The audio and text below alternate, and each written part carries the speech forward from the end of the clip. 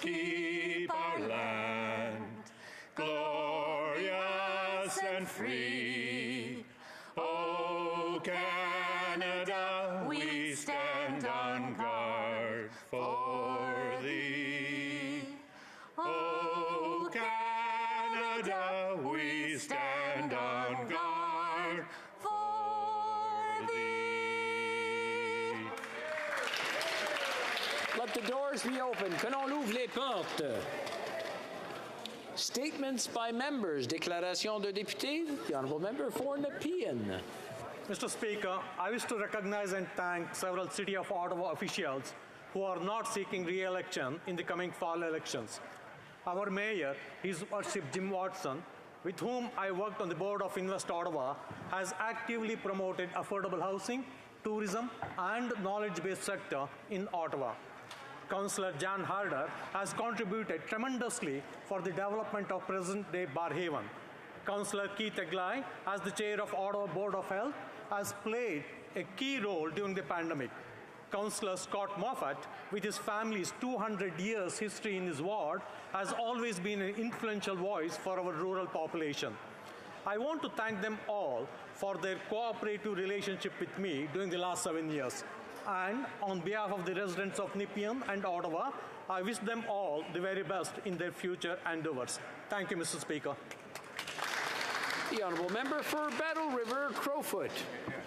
Mr. Speaker, it is a great honour to rise in the House today to pay tribute to three retiring firefighters from my riding. Chief Paul Linesman from the Oyen Fire Department, Chief Glenn Durand from the Special Areas, and Captain Randy Hogan from the City of Camrose have dedicated much of their lives to keeping the residents of Battle River Crowfoot safe. These rural Alberta professionals have served East Central Alberta for decades. Their actions include running into burning buildings, responding to MVAs during inclement weather, caring for the sick and injured when needed, and helping during times of disaster. These community leaders were there day and night when duty called.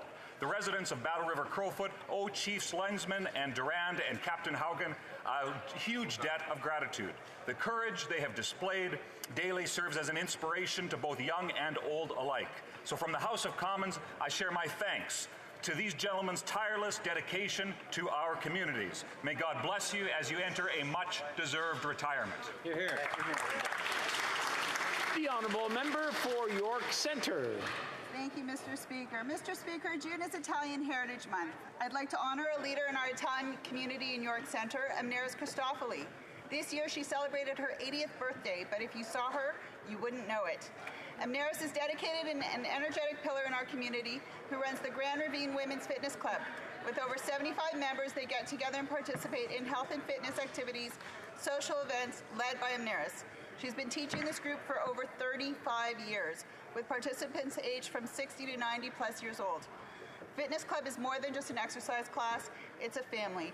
These ladies share stories of love, marriage, christenings, and are there for each other through the joyful and challenging times. COVID was difficult for this group, but Amneris made sure to call each lady every week to check in and make sure they were okay. I'm pleased they are back and strong as ever, gathering for fitness and sharing their amazing cooking. Thank you, Amneris, for all that you do for our community. Ti auguro ogni bene, pieno di salute, amore e successo. L'honorable. The Honourable Member for La Pointe de l'Île.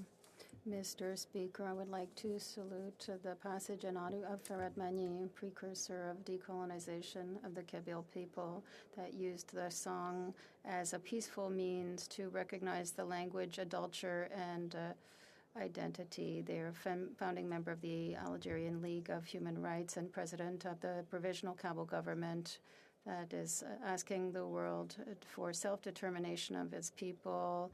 He has always spoke for nonviolence, just like the co-president of the Amazigh Association, whom I've had the honor to meet here in Parliament, but who is currently a prisoner of opinion in Algeria, like the 500 other people, mainly Kabyle. That is why Mr. Ajid Bandou has sent a petition out to ask the Canadian government to condemn the Algerian government for these detentions that hundreds of prisoners of opinions are. On behalf of the Bloc Québécois, I want to express my solidarity with the Kabyle people in its fight for freedom. The honourable member for West Vancouver, Sunshine Coast, Sea to Sky Country. Monsieur le Président. Mr. Speaker, I would like to take this opportunity to congratulate the graduates of West Vancouver, Sunshine Coast, Sea to Sky Country, and the entire country. As you celebrate this important milestone with your classmates, your friends, and your families, I hope you'll be proud of your accomplishments and your hard work. High school is a truly special time, a time to grow and develop and hopefully take with you later the knowledge, skills, and experiences that help you to become adults. Whether it's by continuing your education or diving straight into the workforce, this is the time to find your passions and explore the path that will lead you to happiness and success. Congratulations to the 2022 class as you begin the next chapter of your lives. I wish you and your classmates much success with your future endeavors. Thank you, Mr. Speaker. The honourable member for Banff Airdrie. Mr. Speaker, for years alongside constituents in my riding, I've been working to build a trail that runs all the way from Calgary to Banff and Lake Louise, and we've made great progress. Despite the Liberals cancelling construction of the section from Banff to Lake Louise, we've still managed to get some large sections built, including the Glenbow Ranch Trail between Calgary and Cochrane, and the Legacy Trail connecting Canmore and Banff. And during the month of June, Cochrane has a bike-a-thon fundraiser to help build another stretch of this trail, completing the full connection from Calgary to Cochrane. The Mayor of Cochrane, Jeff Janong, and I are even in a friendly competition to see who can raise more. I encourage everyone in our communities to join us in supporting this important project, whether you collect sponsorships and get out for a ride, or make a pledge to the Cochrane to Calgary Trail. I want to thank all involved, including community leaders like Dan Crawford, Alex Baum, the Rotary Club, Kiwanis Club, Bike Cochrane, Sport for Life, and Big Hill Cycle. So get out, be active, and support the trail. The honourable member for Oakville North Burlington. Thank you, Mr. Speaker. June is National Indigenous History Month. Each year, my team and I select a book written by an Indigenous author to read together throughout the month of June to further broaden our understanding of Indigenous issues, cultures, and history, and as a form of recognition, celebration, and reconciliation. This year, we've selected Firekeeper's Daughter by Angeline Booley, available at the Oakville and Burlington Public Libraries and Different Drummer Books in Burlington. I encourage everyone in my riding to join us in reading and participating in a conversation with Grand Chief Skydeer of the Mohawk Council of Kanawaki to discuss the Jay Treaty. Incorporating Indigenous perspectives, history, and culture into all spaces as we move forward in the spirit of truth and reconciliation, while acknowledging the harms of Canada's past and present, it's imperative to ensuring a future for our country that is equitable for everyone. We must listen, learn, unpack, and be guided by the voices of Indigenous peoples. Thank you, Mr. Speaker. The honourable member for Don Valley East. Well, thank you, Mr. Speaker. It gives me great pleasure to recognize a great Canadian who was just inducted into the Canadian Music Hall of Fame. The platinum record-selling artist Deborah Cox is the first Black Canadian woman and the first from my neighborhood, Flemington Park, to be honored with this award.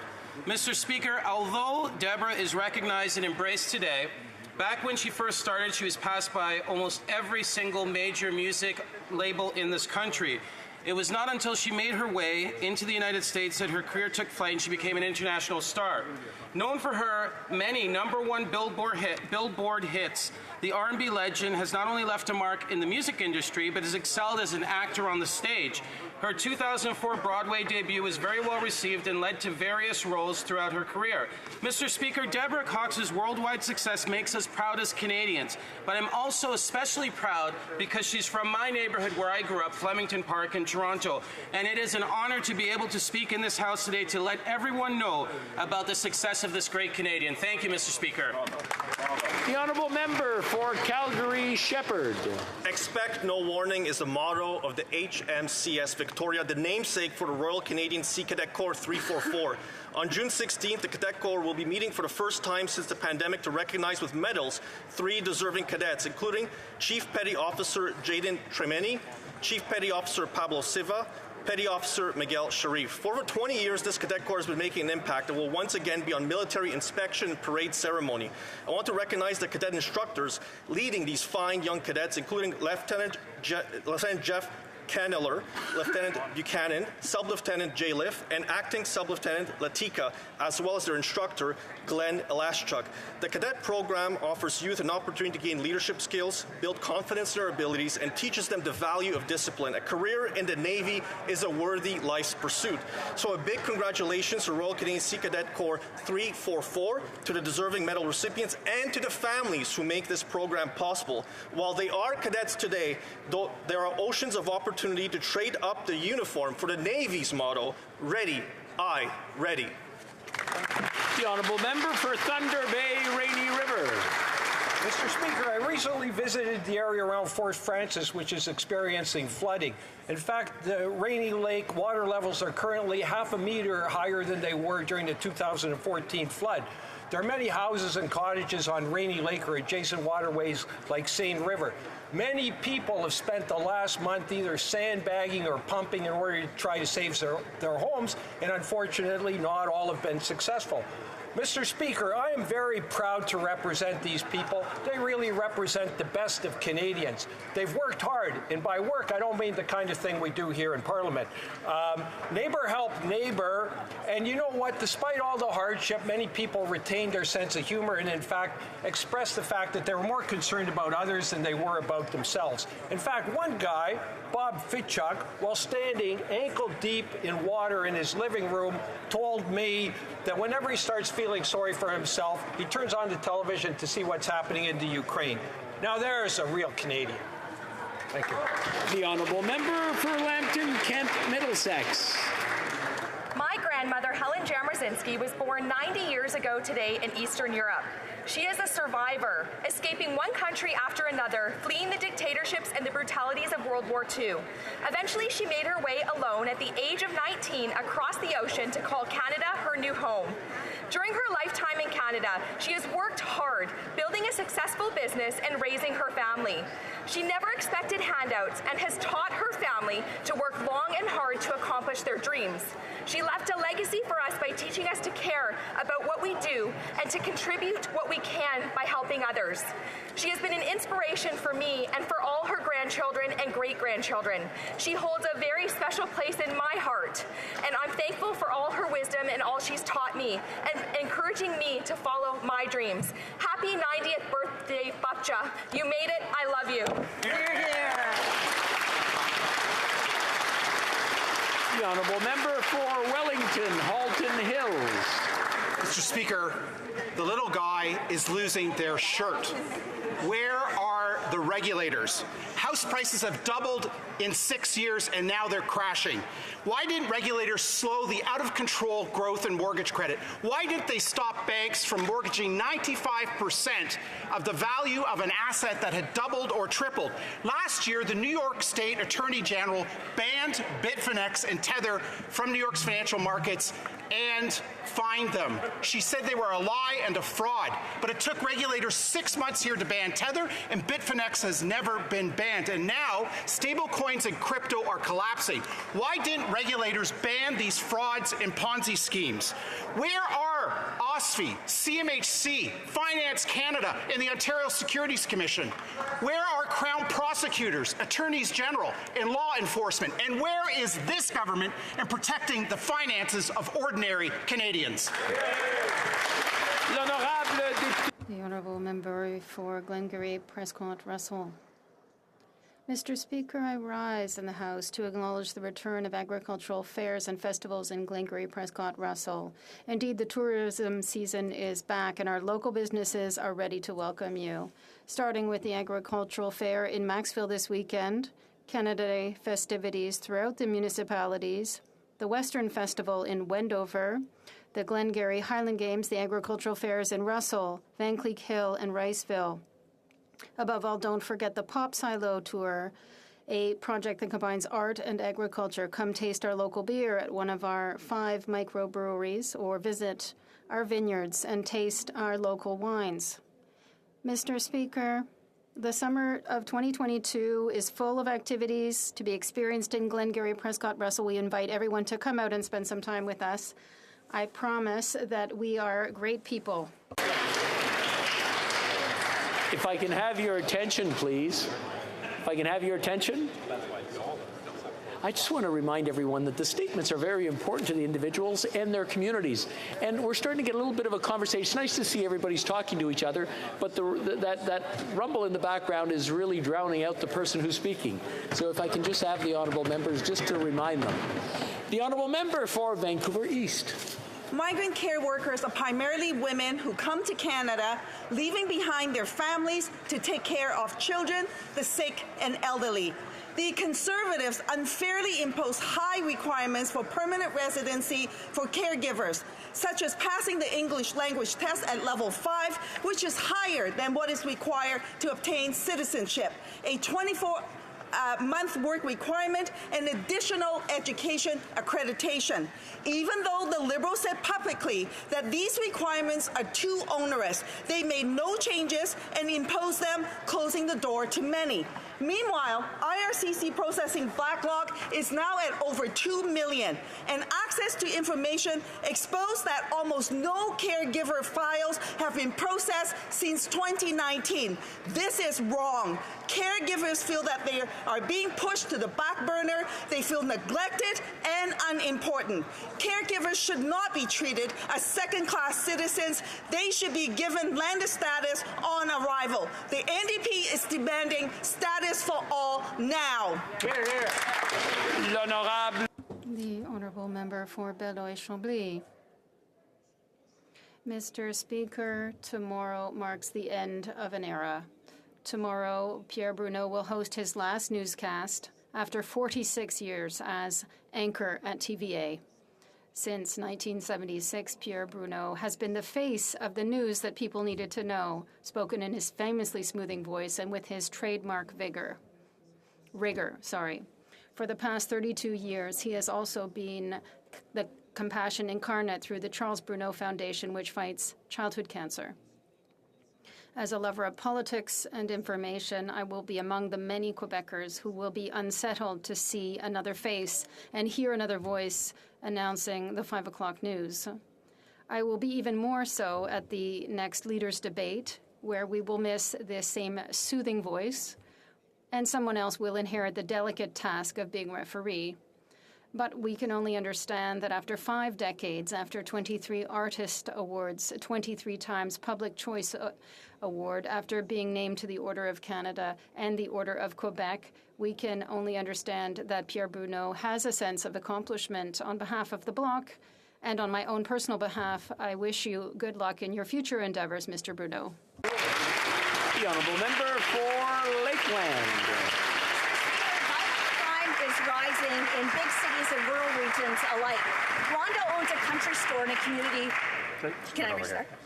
Thank you, Mr. Speaker. Violent crime is rising in big cities and rural regions alike. Rhonda owns a country store in a community of 10 people. Since 2019, she's been the victim of 3 armed robberies with a knife, a machete, and a gun. She says, quote, "I live alone and my house and store are attached. My fear is always with me. I can't go home and forget. I see a therapist to help me get through it. Every time I start getting my life back, I get robbed again." Rhonda wants tougher sentences to stop repeat offenses and better enforcement of court-ordered restitution instead of victims being forced to relive their trauma and chase cases through civil courts. Rhonda's in a wheelchair now because she fell and broke several bones during one attack. She says, quote, "I live in fear every day, but I won't sell my store. If I give up, the criminals have won. I can't let that happen." It's appalling that her experiences are becoming common in Lakeland. The NDP Liberals should have her back, but instead they're reducing penalties for the very crimes against her. At least Conservatives stand with brave, innocent victims and all law-abiding Canadians like Rhonda, and we'll keep fighting for them. L'honorable député de Nickel Belt. The honourable member for Nickel Belt. Marks Peru's 201st anniversary of independence. Canada has 8 free trade agreements in the hemisphere: Chile, Colombia, Costa Rica, Honduras, Panama, Peru, Mexico, and the U.S. Peru is Canada's 3rd largest bilateral trading partner in Latin America and one of the fastest growing economies in Latin America with an annual growth rate of 5.5%. Since its launch in 2020, the Peruvian Canadian Institute, through Huntington University, aimed at developing economic ties and bridges between our two countries. I encourage all parliamentarians to take part in the Parl-America's events to strengthen the ties between us and Latin America. And I invite everyone to take part in a meeting in the West Bloc to honor High Commissioners and Ambassadors. Canada plays an important role, and we have to have good ties with members of Parl-Americas to fight climate change, to ensure equity and open governments. Thank you. Oral questions. Question orale. The Honourable Leader of the Opposition.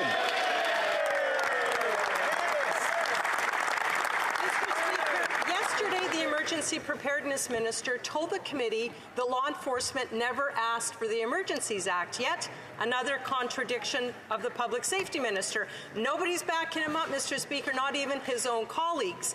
It's clear the minister has been misleading Canadians for months. Will the Prime Minister remove him from his portfolio? Yes or no? Honourable Prime Minister. Allow me to be very clear with Canadians. Police do not grant themselves extraordinary powers. The government does that, and then Parliament debated and voted on it. As Commissioner Lucky said, the Emergencies Act gave the police the powers they needed to get the job done. Municipalities, provincial leadership, and police told us they needed more tools to bring these illegal blockades to an end, and that's exactly what we did, and then what they did when we gave them more tools with the Emergencies Act. Honourable Leader of the Opposition. Well, the Minister of Public Safety has misled Canadians several times. He said protesters started fires in an Ottawa apartment building. That was false. He said foreign money was funding the protest. Not true. And he said law enforcement asked for the Emergencies Act. Also false. So does the Prime Minister agree that Canadians deserve better than a minister who repeatedly and overtly misleads them? The Right Honourable Prime Minister. Mr. Speaker, what we see right now is the Conservative Party desperately trying to distract Canadians from the fact that they stood with these illegal blockaders. They encouraged them. They continue to make apologies for having these people having shut down communities, hurt our economy, cost people jobs at the same time as police were trying to do their jobs. They asked for more tools. We granted them more tools with the Emergencies Act, and we were able to get things back to normal in this country. People are free to protest legally, but not illegally. That's what Conservative politicians don't seem to understand. The Honourable Leader of the Opposition. The people whose actions are being scrutinized right now are the Prime Ministers and the Minister of Public Safety. In fact, as the committee's investigation into the government's use of the Act continues, it's clear the legal threshold wasn't met to justify its use. It's clear by the day the Emergencies Act was used for one thing and one thing only, and that was to get the Prime Minister out of hot water. And it looks like the reason the Prime Minister isn't firing the Minister of Public Safety is because the Minister is helping cover for the Prime Minister. Isn't that the sad but real reality right now, Mr. Speaker? The Right Honourable Prime Minister. Mr. Speaker, for 3 weeks, our communities here in Ottawa were facing illegal blockades. The work on Parliament was disrupted. Supply lines were challenged. Border crossings were interrupted. People were losing their jobs and factories were closing. And Conservative politicians stood with them, encouraging these illegal blockades. We worked with police to give them more tools. And when they asked for even more tools, we delivered the Emergencies Act that allowed things to get back under control. Mr. Speaker, there are open and transparent inquiries into that, and we're working with them on everything like that. The Opposition. The inquiry and the committee's investigative work is finding that there is less and less evidence for the government to have used the Emergencies Act, and the evidence points to the only reason they used it was to cover up for the Prime Minister's problems that he was finding himself in. Unfortunately, because the Minister has misled, the work of the committee is being disrupted and corrupted. When strong women, though, it's very interesting to see when strong women stand up and speak truth to the Prime Minister, he has no problem firing them. When a Minister of the Crown misleads Canadians, that's completely fine. He overlooks it. Mr. Speaker, why does the Prime Minister get rid of people who have integrity and speak the truth, but defend... Honorable Prime Minister. Wow, Mr. Speaker, we can see very clearly how desperate the Conservatives are to try and change the channel from the important work being done in the inquiry, in the follow-ups to the Emergencies Act, to highlight the challenges that these illegal blockaders posed to our economy, to our municipalities, and to Canadians. Police asked us for more tools because they said they couldn't deal with the situation with the existing tools. We delivered the Emergencies Act in a responsible, proportional way, which ended the crisis. At the same time, Conservative politicians kept supporting these blockades. Leader of the Opposition. Well, this isn't the first time the Prime Minister has kept a disgraced minister in his cabinet. He defended the former defense minister who covered up sexual harassment in the military. The Prime Minister calls Canadians he disagrees with names, he divides and stigmatizes for political gain, and he demotes female MPs who stand up to him.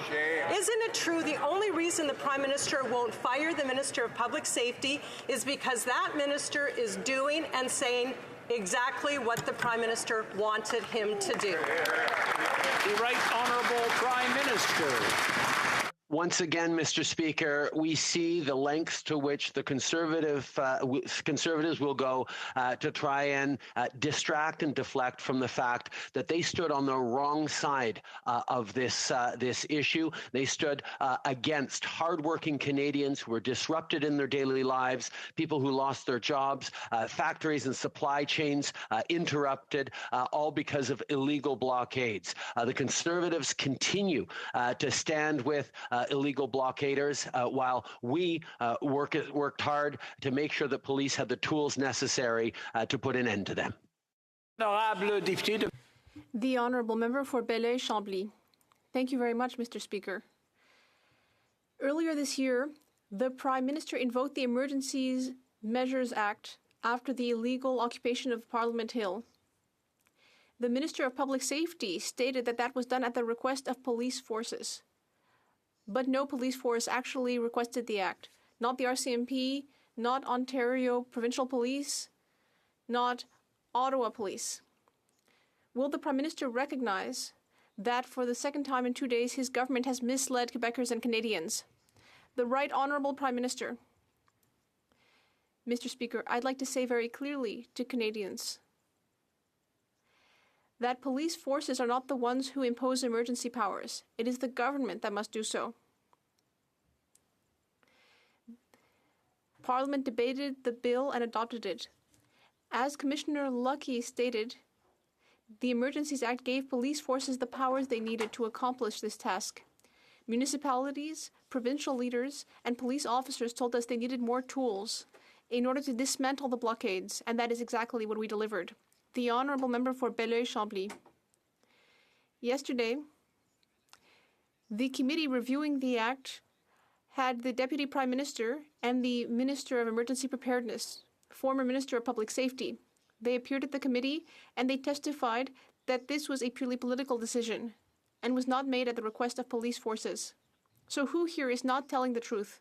Which of the ministers is not telling the truth? And as for the Prime Minister, is he telling the truth or not? The Right Honourable Prime Minister. Mr. Speaker, our government and ministers have always been very clear.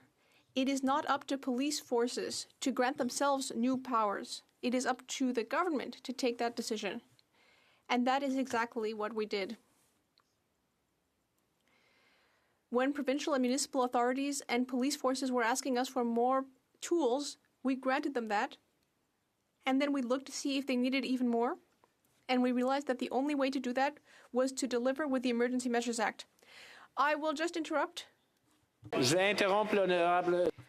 will just interrupt the Right Honourable Prime Minister. We have a problem with the screen in the chamber.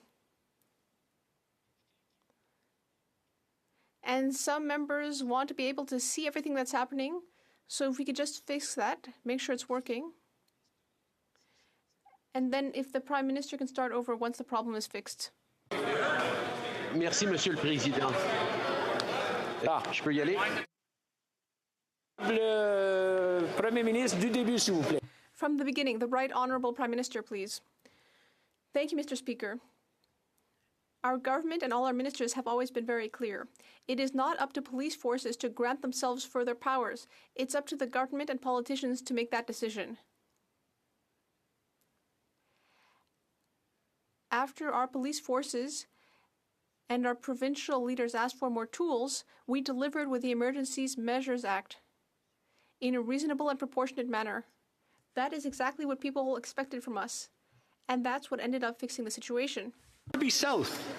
Thank you, Mr. Speaker. 1 out of 4 Canadians will lose their home if interest rates continue to rise. 1 out of 4 Canadians are going hungry because they can't afford their groceries.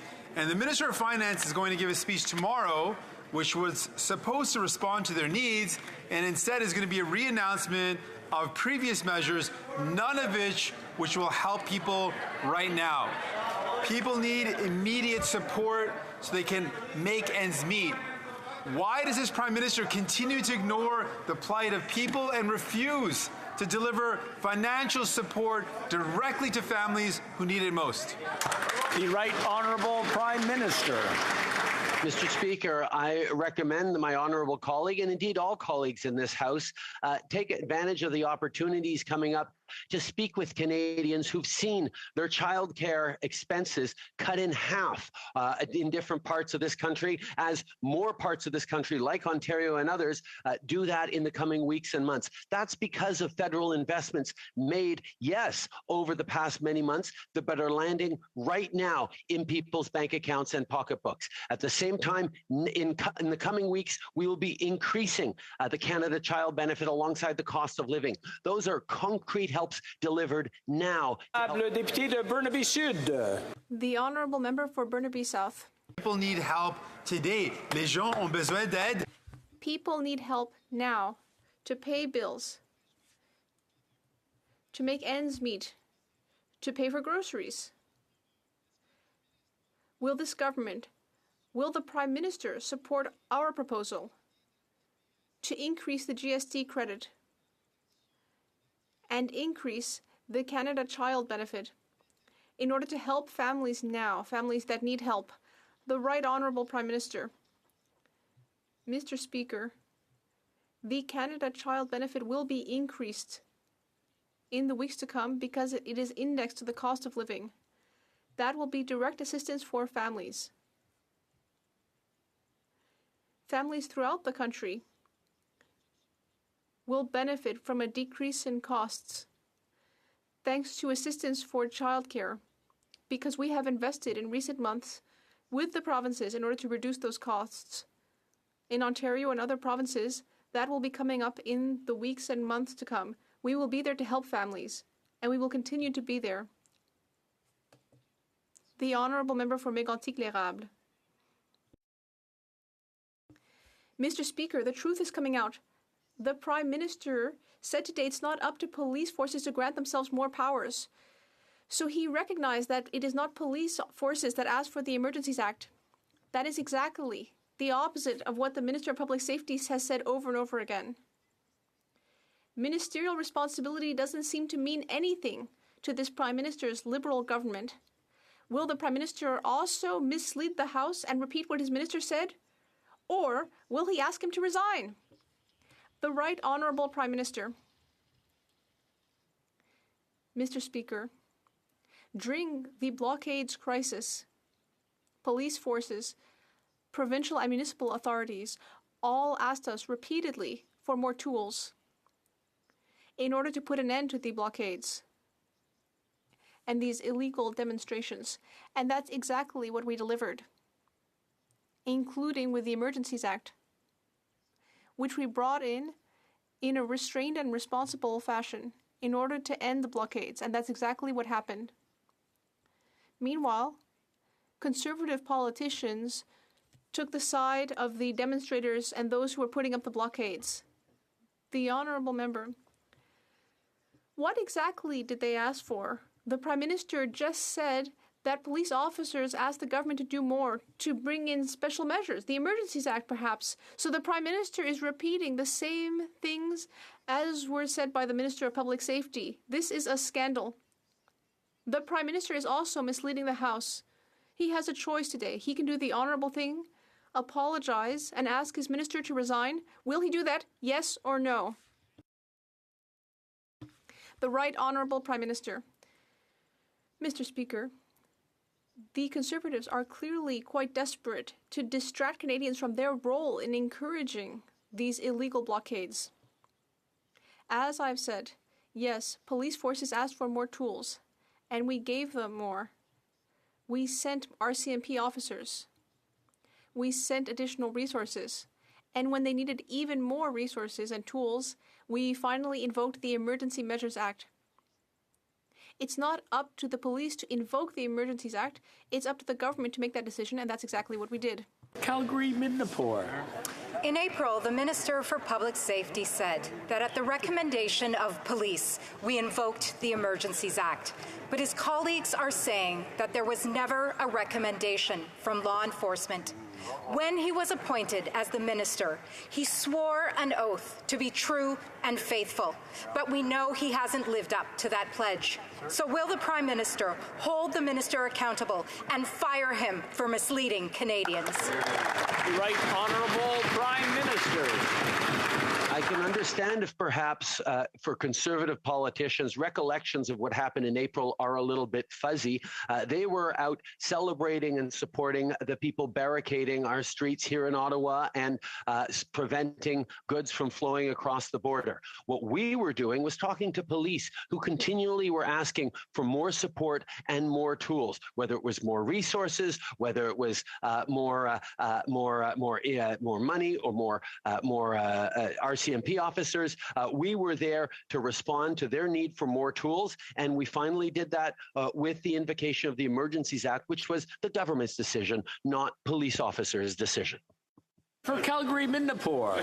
The Minister of Public Safety told Canadians over and over again that the authorities were the ones who had asked for the Emergencies Act. Yet the Minister of Emergency Preparedness testified, "I'm not aware of any recommendation of law enforcement. Quite frankly, this is a decision of government." The Minister of Public Safety has not lived up to his oath of office. So when will the Prime Minister take immediate action and fire the Minister of Public Safety? The Right Honourable Prime Minister.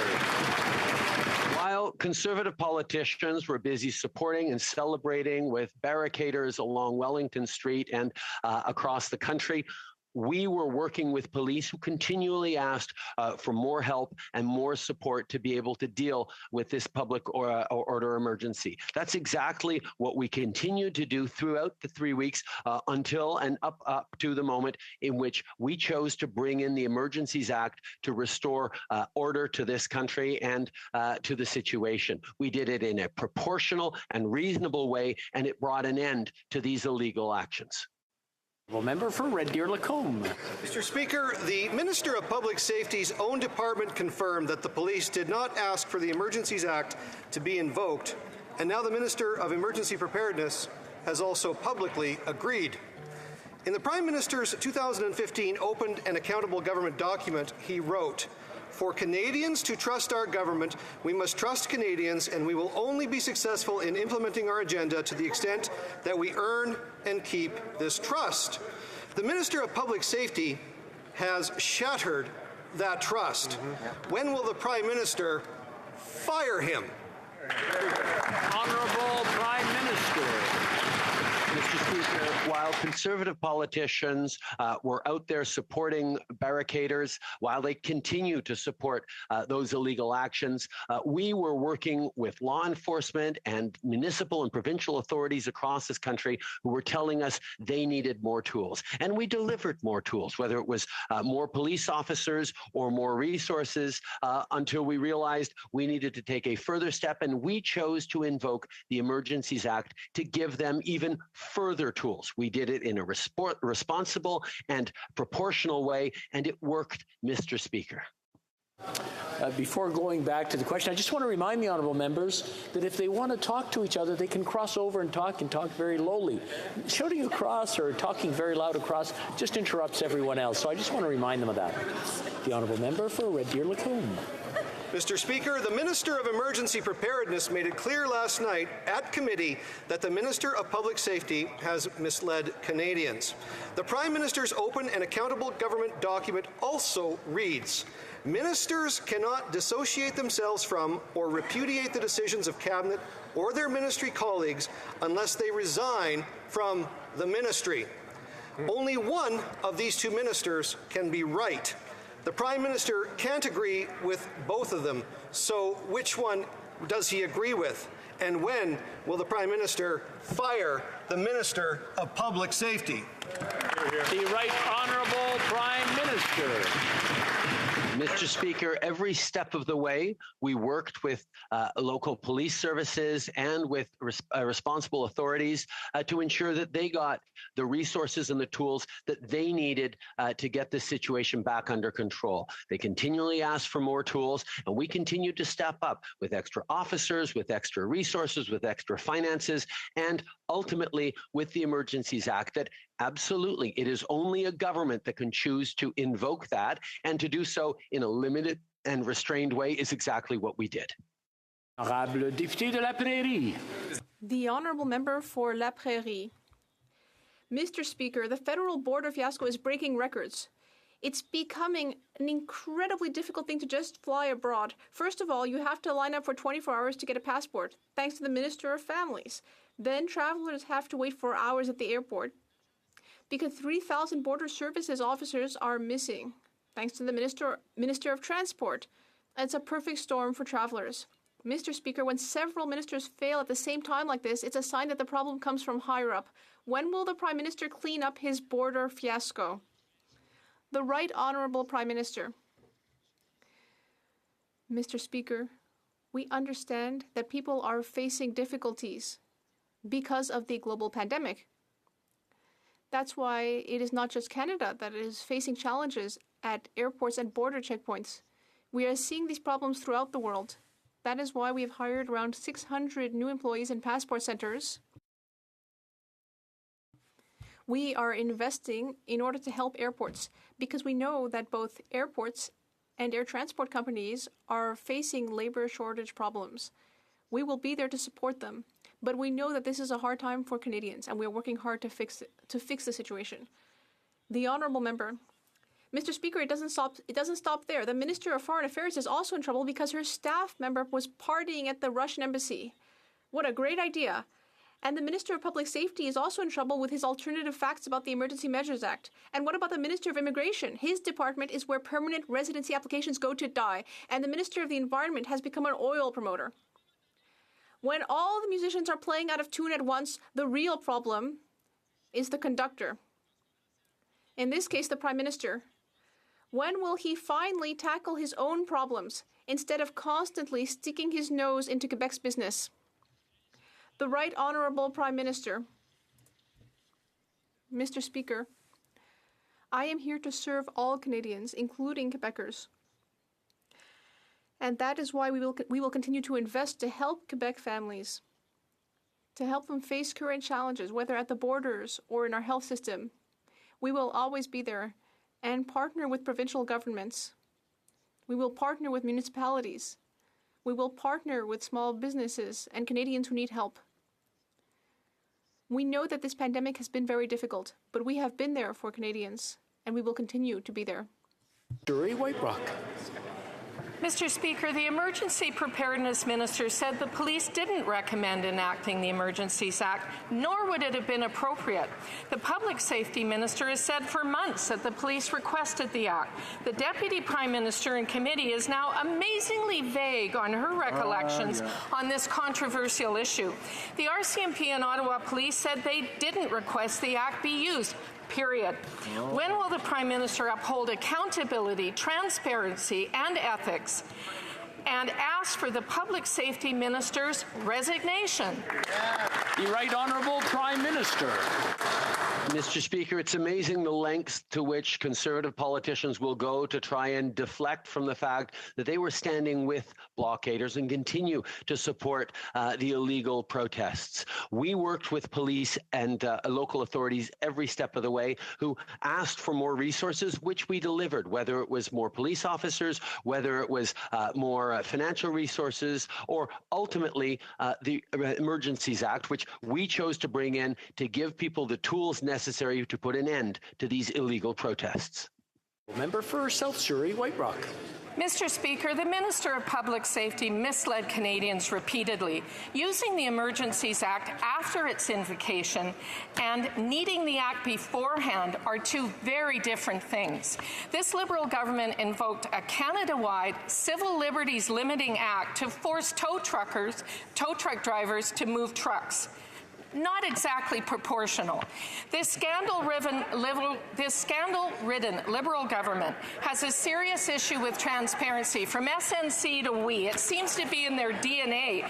When will the Prime Minister ensure the Public Safety Minister's resignation? Hear, hear. Honourable Prime Minister. Again, Mr. Speaker, we see Conservative politicians minimizing the very real disruptions that Canadians faced during the blockades. They stood with and encouraged the blockaders, while at the same time ignoring Canadians who were afraid to go to work or leave their apartments, Canadians who were losing their jobs, and businesses that were shut down because of supply chain disruptions. These are things that we took seriously while Conservative politicians were celebrating alongside the blockaders. We used proportional, responsible measures, and we got it done. The Honourable Member for Bellechasse, Les Échemins-Lévis. Thank you, Mr. Speaker. Yesterday, the Minister of Emergency Preparedness, who is a colleague of the Minister of Public Safety, said the following: "I'm not aware of any recommendation from law enforcement. Quite frankly, it's a government decision." That completely contradicts what the Minister of Public Safety said.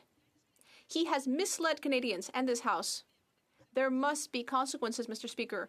Will the Prime Minister do the honourable thing and fire this minister? The Right Honourable Prime Minister. Mr. Speaker, during the blockades crisis, police forces, provincial authorities, including a minister from Alberta, all told us that they didn't have the tools they needed to end the situation. They needed more resources, more tools. We delivered. We sent them resources, more police officers. But then, in the end, we chose to invoke the Emergencies Act because it offered the specific and proportionate tools necessary to end the crisis. And that's exactly what happened. The Honourable Member for Bellechasse, Les Échemins-Lévis. Mr. Speaker, contrary to what the Minister of Public Safety has said, neither the RCMP nor Ottawa Police asked for the emergency measures. But as usual, when confronted with his contradictions, this Prime Minister ducks and dodges, blames others, and when nothing else works, he lashes out. He's been doing that since the beginning of QP. Ministerial responsibility seems to be a concept this government just doesn't get. When will the Prime Minister finally learn and remove the minister from office? The Right Honourable Prime Minister. Well, despite my honourable colleague's outrage, she should ask her colleagues who were there encouraging these illegal demonstrators. She should ask them why they supported those people and not the forces of law and order who wanted to protect Canadians in their homes, who needed more tools. And yes, we delivered those tools thanks to the Emergencies Act. We did so in a responsible and proportionate manner, and we ended the illegal blockades. The Honourable Member for Burnaby South. Thank you, Mr. Speaker. Well, it didn't take a crystal ball to realize that Canadians would start traveling again. And what we've seen in the airports are massive delays across the country. These are delays that could have been prevented if the sufficient steps are taken ahead of time. Hiring staff, making sure they've got good wages, making sure the conditions of work are appropriate so that we can have the staffing levels required so there weren't delays. So what is the Prime Minister going to do now? To hire, make sure they're well paid so we can deal with the delays in the airports for Canadians trying to travel. Honourable Prime Minister. I want to thank the member opposite for actually highlighting one of the big challenges that are being faced right now by airlines and airports, which are staffing shortages. That's something that's not just happening in Canada. Indeed, we're seeing those kinds of disruptions at airports around the world, whether it be Amsterdam, whether it be Paris, whether it be other significant airports around the world that are facing these kinds of challenges and delays. We invested early in hiring more staff for CBSA, hiring more staff at passport offices. Fortunately, we did, because the problems would be even worse. But we do recognize there are challenges, and we are working hard every day to solve them for Canadians. The honourable member for Burnaby South. It's not surprising that people want to travel again and that they'll need their passport to travel. But the delay to obtain a passport is extreme. It's unacceptable. Will the government and the Prime Minister ensure that we hire the necessary workers to meet the needs of people? The Right Honourable Prime Minister. That's exactly what we have done, Mr. Speaker. At the beginning of the year, well before these challenges came to light, we hired 600 employees, and we're going to hire 600 more.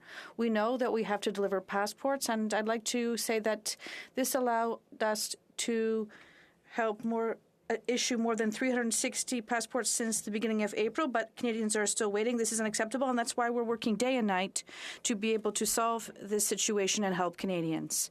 For St. John's East. Mr. Speaker, Hans Island has been subject to a 50-year-long territorial dispute between Canada and Denmark.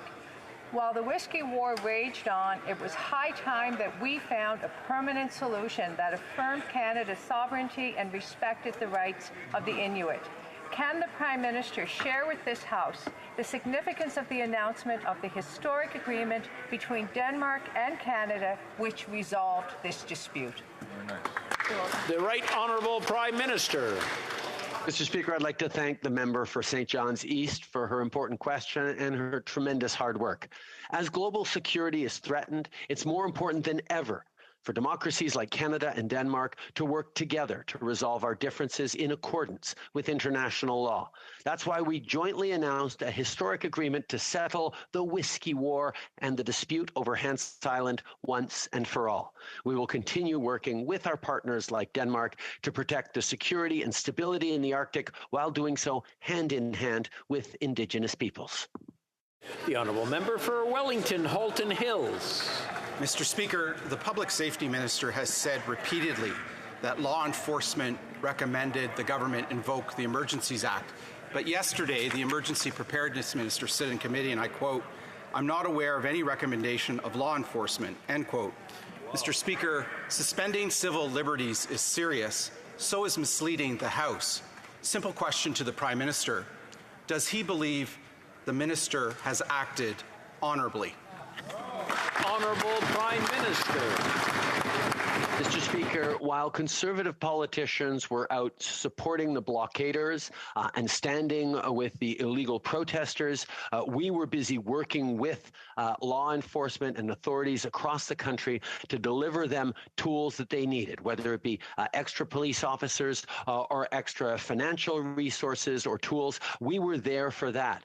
Ultimately, we chose to deliver in a proportional and responsible way the Emergencies Act, which had measures that helped put an end to these blockades. This was something that we had to do for the good of all Canadians. Member for Wellington, Halton Hills. Mr. Speaker, the Public Safety Minister is putting the government in a very difficult position. He has said the police requested the invocation of the Act. Clearly, that's not the case. None of his cabinet colleagues concur with him. Neither does his deputy minister. The minister needs to take some time to reflect on the principle of ministerial accountability and on the integrity of our parliamentary system, and needs to decide what the honourable course of action is. Will he do that? The Right Honourable Prime Minister. Mr. Speaker, every step of the way we worked with police services and local authorities on ensuring that they had the tools they needed to be able to put an end to these illegal blockades, these illegal protests. When we chose to invoke the Emergencies Act, it was to deliver more tools that the police ultimately used to put an end to these illegal disruptions to so many Canadians' lives. While Conservative politicians were busy celebrating with and encouraging these illegal protesters, we acted to keep Canadians safe. Honourable Member for Dufferin-Caledon. And Mr. Speaker, this today is how ministerial accountability dies. A Prime Minister who obfuscates, will not answer, and a minister who refuses to resign. The Minister of Public Safety clearly and unequivocally did not tell the truth. And ministers in the past have resigned on principle.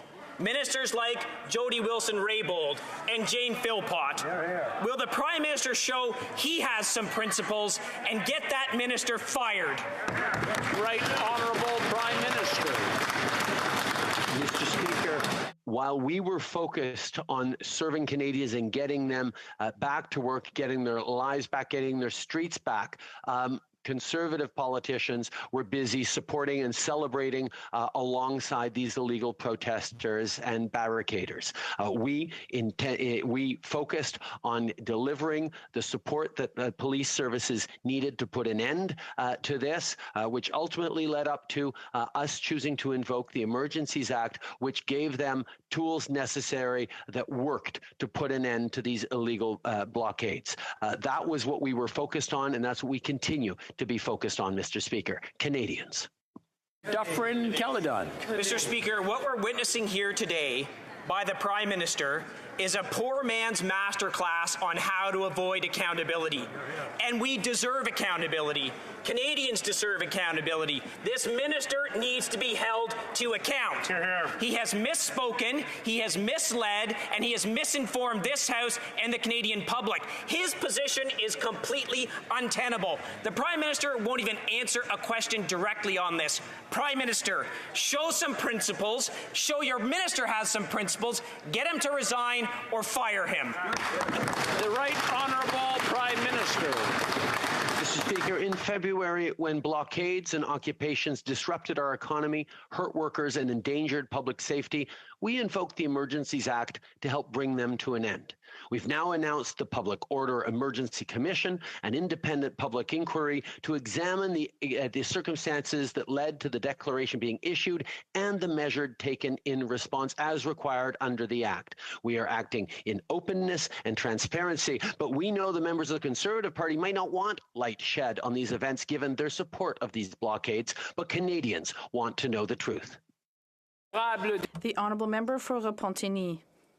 According to the Globe and Mail, senior officials are warning that the oil and gas industry will fall short, at least by half, of its greenhouse gas reduction targets. Why? Because, on the one hand, the Prime Minister refused to cap fossil fuel production, and on the other, his targets are based on inefficient carbon capture technologies. Let's face it, Mr. Speaker, carbon capture is an oil unicorn. Does the Prime Minister realize that these targets have no chance of being met and are irresponsible, and that unicorns do not exist? The Right Honourable Prime Minister. Mr. Speaker, the Honourable Member should listen to institutes such as the Climate Change Institute, Clean Prosperity, and others that have supported our plans, that have understood that our plan clearly defines the contributions that every sector has to make to attain our climate targets. We promised an ambitious and achievable plan to reduce pollution and to create opportunities for Canadians, and that's exactly what we are offering with this emission reductions plan. The Honourable Member for Avignon-La-Matisse. Mr. Speaker, between the 81 megatons of emission reductions the government is projecting for the oil and gas industry and the 43 megatons that experts estimate it will cut for real, there's a difference of 38 megatons. That's the weight of magical thinking, and that's what the UN Secretary-General called a dangerous disconnect yesterday. The gap between what needs to be done to fight climate change and what politicians are actually doing. When is the Prime Minister going to understand that it's completely out of touch to think that his targets will happen without cutting oil and gas? The Right Honourable Prime Minister. Mr. Speaker, the analysis that my colleague is referring to was a preliminary analysis that did not take account the new investments and measures that will boost our capacity to reduce emissions. I suggest that my colleague refer to the prestigious organizations such as the Canadian Institute for Climate Change and others such as the Petroleum Technology Alliance of Canada that have confirmed the benefits of our plan, that have established forecasts in our plan. Kent, Middlesex. The Prime Minister has repeatedly parroted the Minister of Public Safety by saying that police called for the use of the Emergencies Act. Now, this false information was spread by the Minister of Public Safety, and by defending such incompetence, the Prime Minister is being played for a fool. Now, we know this information is false because the former Minister of Public Safety has said, and I quote, "Quite frankly, this is a decision of government." Will the Prime Minister accept personal responsibility for this misinformation and fire his minister? Here, here, bravo. Honourable Prime Minister. I have been very clear over the past weeks, and indeed through all the questions asked during this question period, that throughout the crisis in February, we were working closely with police services and with provincial and municipal authorities who were asking for more tools, which we continually delivered, whether it was more police officers, more concrete resources, or ultimately we chose to invoke the Emergencies Act, which gave proportional and responsible tools that allowed the police services to put an end to these illegal blockades that Conservatives were busy supporting. Member for Leeds Grenville, Thousand Islands, and Rideau Lakes. Well, the public safety minister has continued to tell the country that law enforcement told him to invoke the Emergencies Act, but that's just not true. And yesterday, the emergency preparedness minister said, and I quote, "I do not believe that would have been an appropriate thing for law enforcement to ask, and they did not ask," end quote. Cabinet is clearly isolating the minister. We gave him the chance to resign honorably, and he refused. Will the Prime Minister fire that minister? Honourable Prime Minister.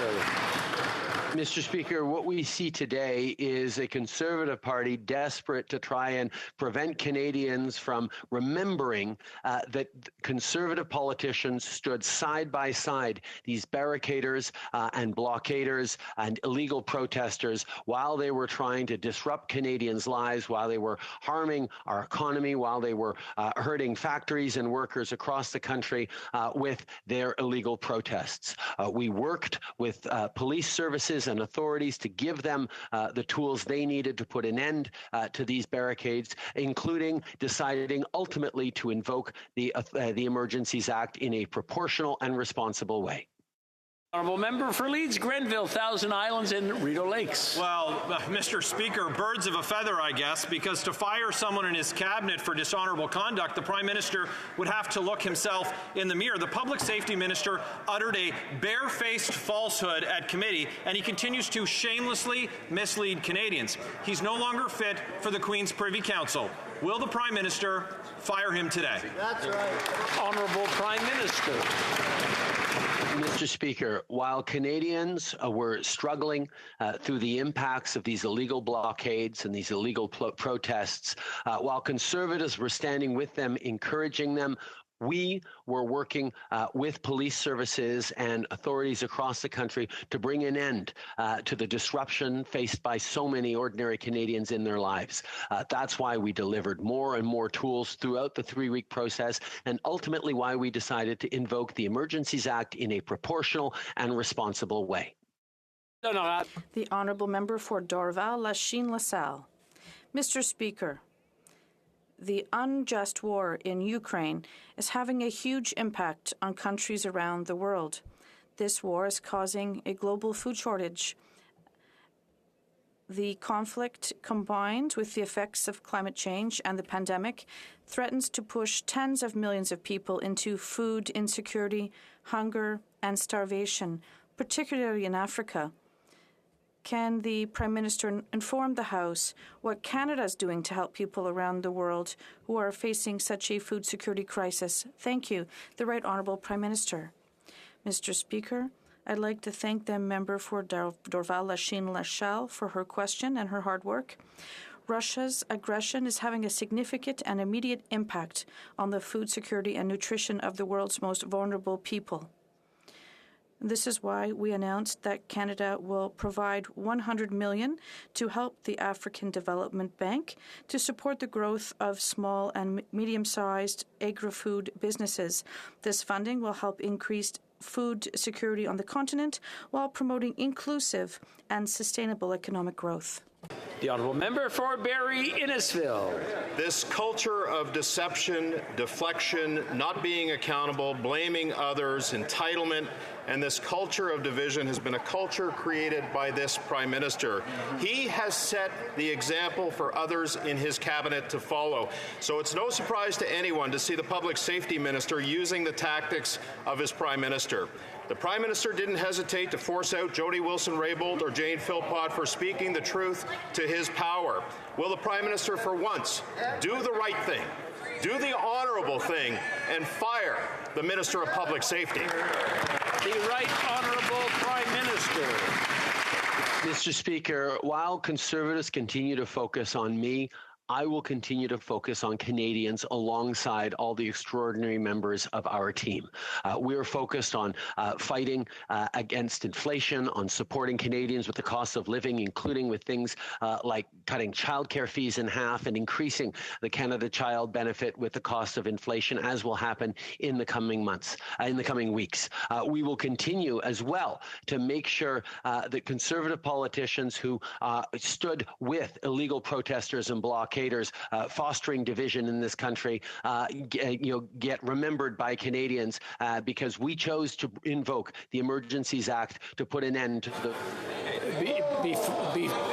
Before we go to the next question, I just want to remind the honourable members, we're starting to hear some more rumble and talking, maybe just whispering a little bit lighter would be better. The honourable member for Carleton.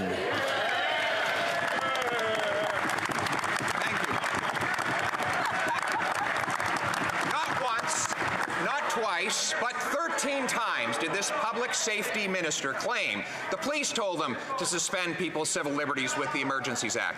Not only did the cops say that's not true, but yesterday, two of his fellow ministers, including the Deputy Prime Minister, said it's not true. And today, the Prime Minister refused to say that his public safety minister had acted honorably. If his fellow ministers don't think he is honorable and truthful, why is he still in cabinet?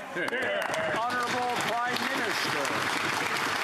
Mr. Speaker, while the member opposite concerns himself supposedly with the freedom of Canadians to protest illegally, we're going to continue to stand with Canadians who had their lives disrupted by the illegal blockades and protesters who took such lengths to try and shut down our economy over the month of February. We have continued to work with police officers, with services, with local authorities to give them the tools we needed, and ultimately chose to invoke the Emergencies Act to keep Canadians safe and to put an end to these barricades.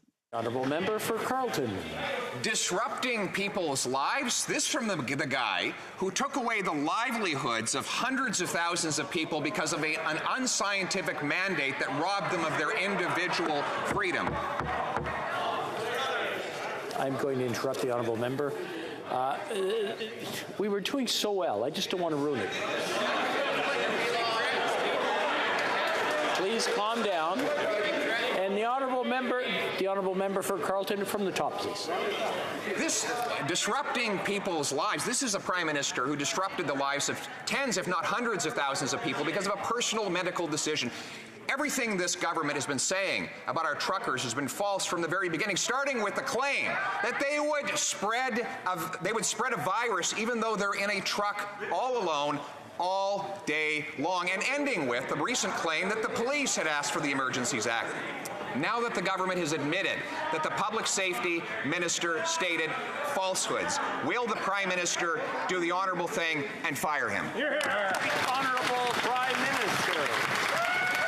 Speaker, every step of the way throughout this global pandemic, we had Canadians' backs, and that meant ensuring that we followed science, that we did everything necessary to keep people safe, and that we did everything necessary to make sure our economy would spring back as quickly as possible. Now, the member opposite knows full well that he stood against our scientific measures to keep Canadians safe. He stood against the measures we put forward to support small businesses, to support families, to get through this pandemic, and indeed stood against the measures that have led us to recovering 115% of the jobs lost during the pandemic when the U.S. has only recovered 95%. We had Canadians' backs, Mr. Speaker.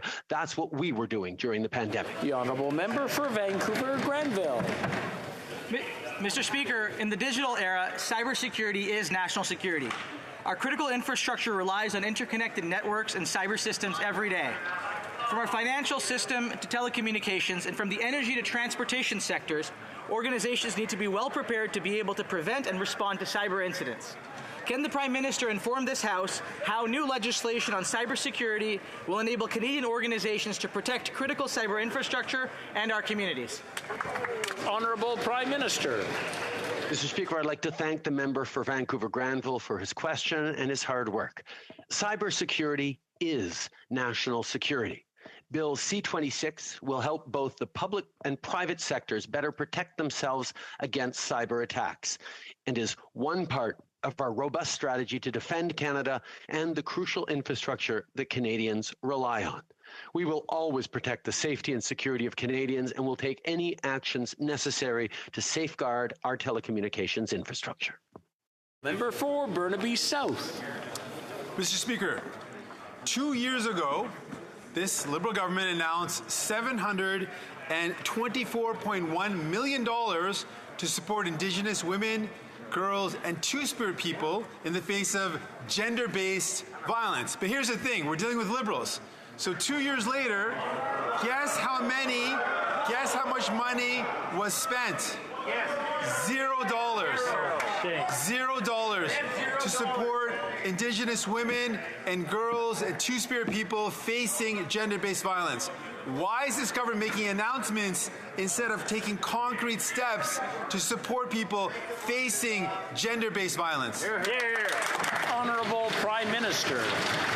Mr. Speaker, that's simply not true. Over the past 2 years, we've invested hundreds of millions of dollars directly into grassroots organizations that have been there to support survivors of domestic violence and gender-based violence, addressing the ongoing violence, including that of the MMIWG, requires living up to our goals as a country and respecting all the calls to justice. In June 2021, partners from across the country came together and released the National Action Plan to finally end this ongoing tragedy, and it'll be supported by Budget 2021's $2.2 billion investment in concrete measures that will keep people safe.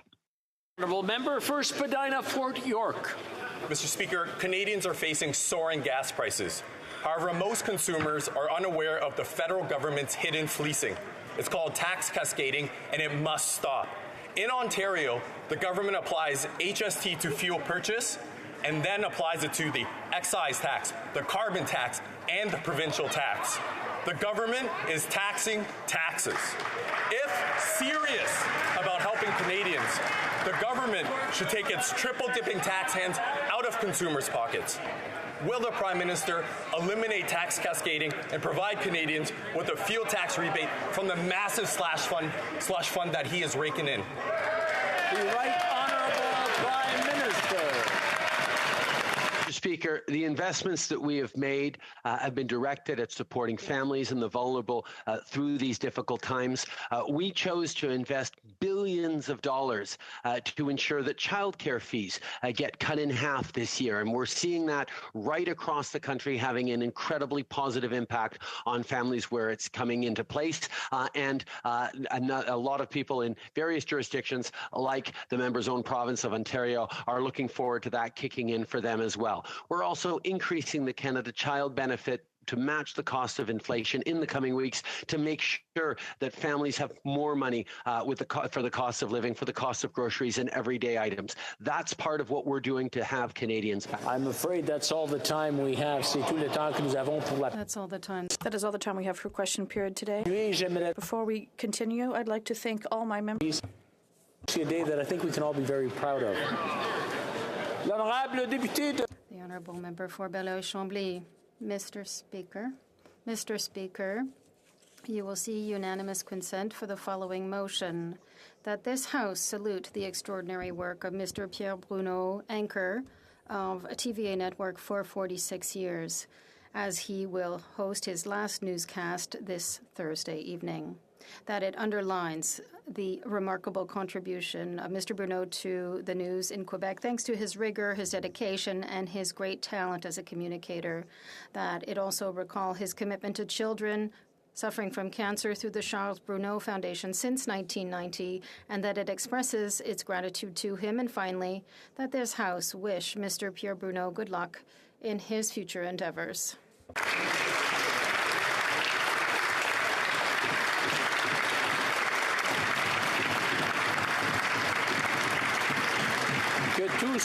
All those opposed to what the Honourable Member is proposing will say nay. D'accord. Agreed. The House has heard the terms of the motion. All those opposed to the motion will say nay. Adopté. Carried.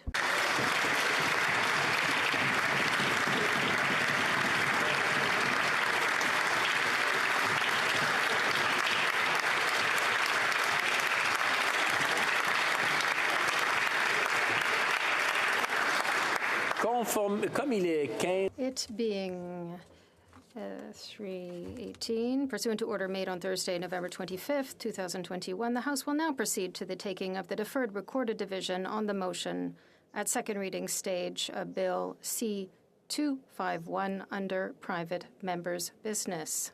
All in the members.